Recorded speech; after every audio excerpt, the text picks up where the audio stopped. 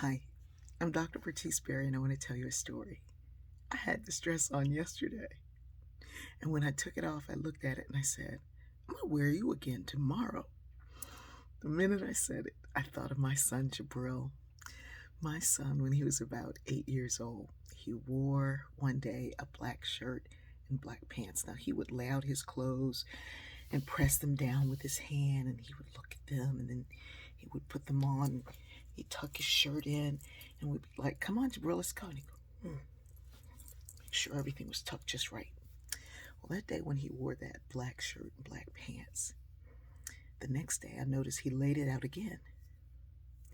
And I said, you wore that yesterday. He said, yes, but I liked it. Well, on the third day when he wanted to wear it, I said, it needs to be washed. He said, well, let's wash it, because he wanted to wear it again. And so we washed it, and then that kind of became his uniform for like the rest of his life. He has tons of black shirts and tons of black pants. And if you see him throughout the week, you'll think he's wearing the same clothes. He just has decided that that's what he likes.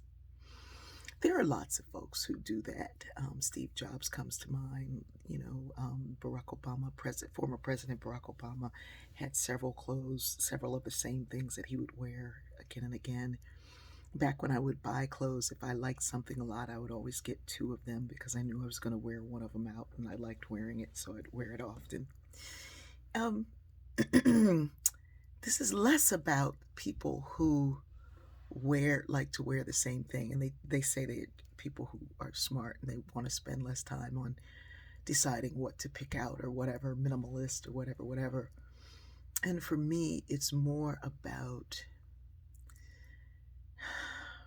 this idea that society has told us that you can't wear the same thing 2 days in a row. Who voted on that? Were you in the vote? Did you get to choose? Did you get to decide to be looked down upon if you wore the same thing over and over again? When I was a kid, I had 3 dresses. And somebody proclaimed out loud, you could tell what day of the week it is by what dress Bertice has on. And I was ashamed of that. And so as soon as I could spend some money on something, I bought all kinds of clothes. And then I learned about the clothing industry and what it does to the planet and what it does to its workers and what it does to independent people who make these things and how it puts them out of business. And I had decided to find another way to live around clothes, to buy less, to buy secondhand, because things go in the landfill. The largest thing in the landfill was clothing.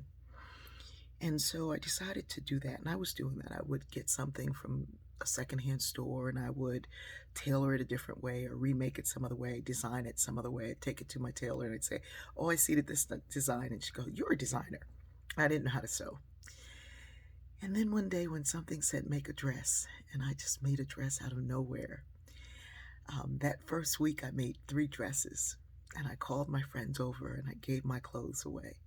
And they said, well, what are you going to wear? And I said, I have these 3 dresses, and I'll either learn how to sew or I'll have 3 dresses again. And people will know what day of the week it is by what dress I'm wearing. And of course, at that point, 3 years ago, I was over the taunts and the things that were said about me having less. I love that my son can wear the same thing because he likes it and not think he needs to have something different because someone else demands it. And it forces me to think about all the other things that I do because somebody in this big old society called us decided that's just the way it should be, when really we're buying into somebody else's wealth. I love you. You can wear the same thing.